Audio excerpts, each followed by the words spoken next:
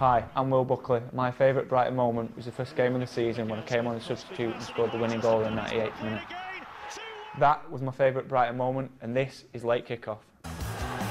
We meet the one-time La Liga star looking to take Brighton to the Premier League. When he's on the ball, everything can happen, so we're not using as much as we can. OK, we'll move on to a somewhat cheerier promotion push. It's been 30 years since Brighton started the season in the top flight, but their Premier League dream is still on course, thanks in no small part to a man who last season was lining up against Lionel Messi in La Liga. We sent Mark Bright in a lovely yellow shirt to meet him. Now, as a former Crystal Palace player, Brighton and Hove Albion would not be the top of my priority list of clubs to come and visit. But I've heard they've got a special player down here, so I thought I'd come and see him myself. Vicente! I like the way he plays. He's always enthusiastic. He's just absolute top quality. Yeah, obviously, nearly 40 caps for Spain. It just shows whenever he's on the pitch.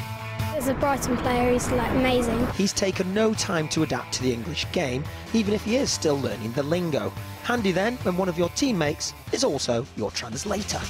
What's the biggest difference between La Liga and the Championship? ¿Cuál es la mayor diferencia entre la Liga y la Championship? Para mí la mayor diferencia es que técnicamente en España pienso que hay mejores jugadores, pero aquí hay un juego muy físico, muy agresivo. You must have had lots of options when you left Valencia. Why did you come to Brighton? Porque había pasado 11 años en Valencia, como que necesitaba salir, ¿no? Necesitaba ir a algún sitio.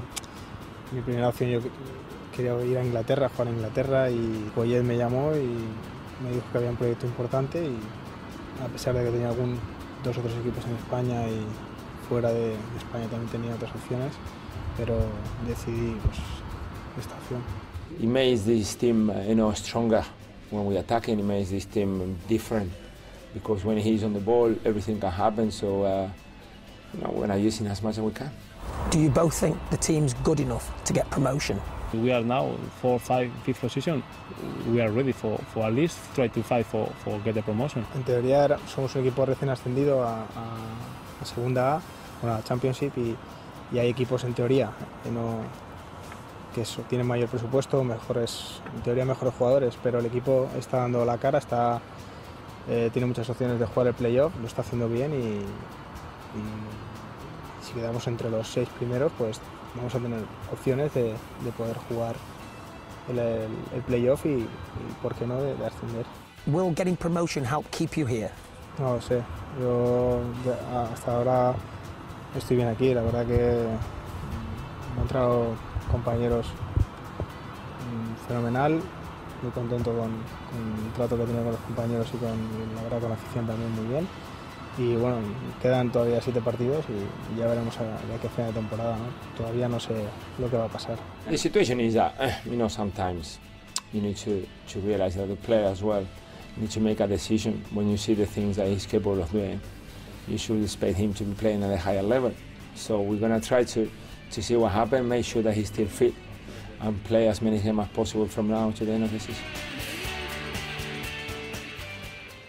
He certainly made a big difference, but I wanted to ask you, Steve, from a manager's perspective, the job that Poyet has done is incredible, and the style of football they play at Brighton as well is commendable, isn't it?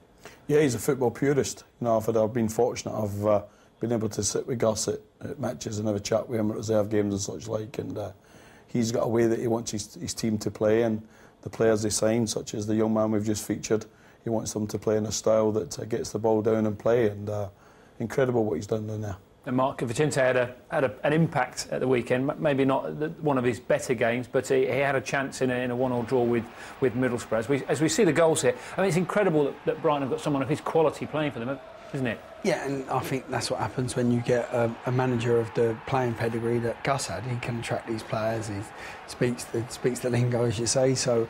translator gets the equaliser, Mr Calderon. There he is, and he's done really well. I remember when he first came over, I see him playing, I didn't think he would adjust to the English style of play in the lower leagues, but he has, and he's done really well.